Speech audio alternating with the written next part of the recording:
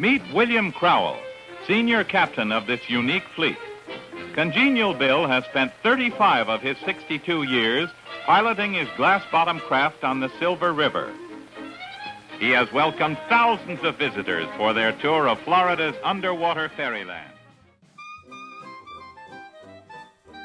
Silver Springs really took off as a big tourist attraction in its own right. That was a period. Silver Springs had been an attraction for decades. Nowadays, Silver Springs is not a major attraction the way that it used to be, but it led to the subsequent generations, the theme parks and the cruise lines and all of those things that are continuing to have a huge impact on Florida and changing our landscape entirely. The operators in the 30s were trying to expand it into, an even bigger and bolder park. It's always more, something else to draw people in. They added the motorized glass-bottom boats that you can still ride today. They added the Jungle Cruise. The exciting Jungle Cruise speedboat ride is a 5-mile trip along the Silver River. It turned it into much more of a attraction like you would think of, like a tourist attraction. Before, it was kind of a natural spring and a swimming area. Through dense jungle growth and beautifully landscaped banks.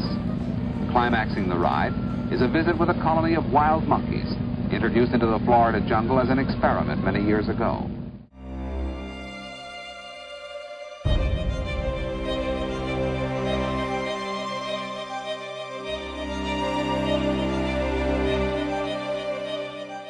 So essentially, I first saw the monkeys when I was a kid. It was back in the 80s. I went down there with my family, and it's just one of those kind of bizarre things that there's monkeys like you would see at a zoo, but they're not in the zoo. They're out there in the Florida trees interacting with Florida wildlife.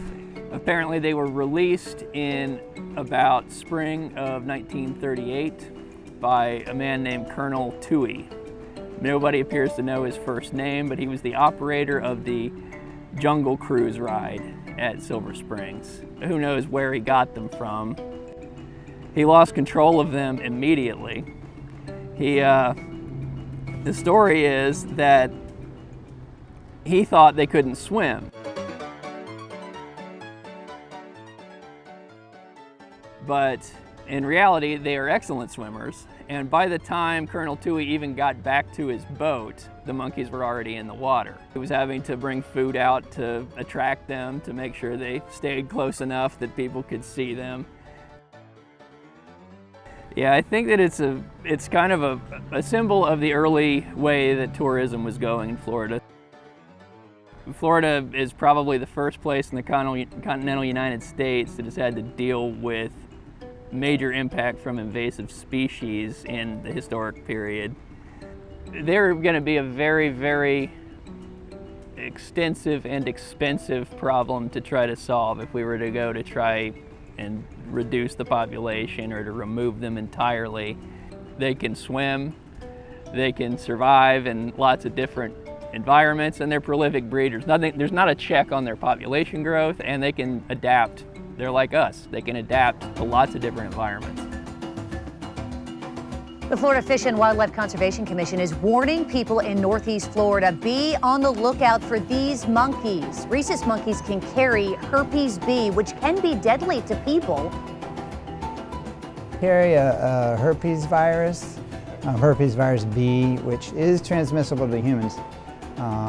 However, there's never been a reported case of it transmitting from the monkeys here in Florida to a human, but that's always a concern as that population grows. People identify with them. I mean, everybody thinks monkeys are cute, and they have a lot of human characteristics and traits, and so they don't want to see anything done to these monkeys. And so that's a PR issue that the Fish and Wildlife has to contend with. How do they control this population?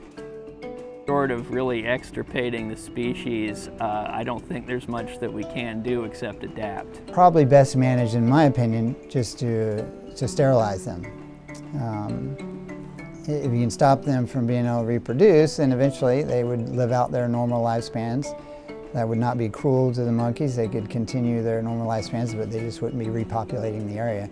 And eventually, then that whole colony would die off naturally. or trap and relocate to sanctuaries or rehab facilities. It's in the works, a vaccine for sterilization, which would be the easiest thing to do once that becomes readily available. I mean, then you could just vaccinate the population, and you'd be able to sterilize them that way and stop the reproduction. Well, I think if we're going to take the trouble to catch them, we might as well put them in a enclosed area. But the problem is, once there's a foothold, history just shows, it's like like Jeff Goldblum said in Jurassic Park, that life finds a way.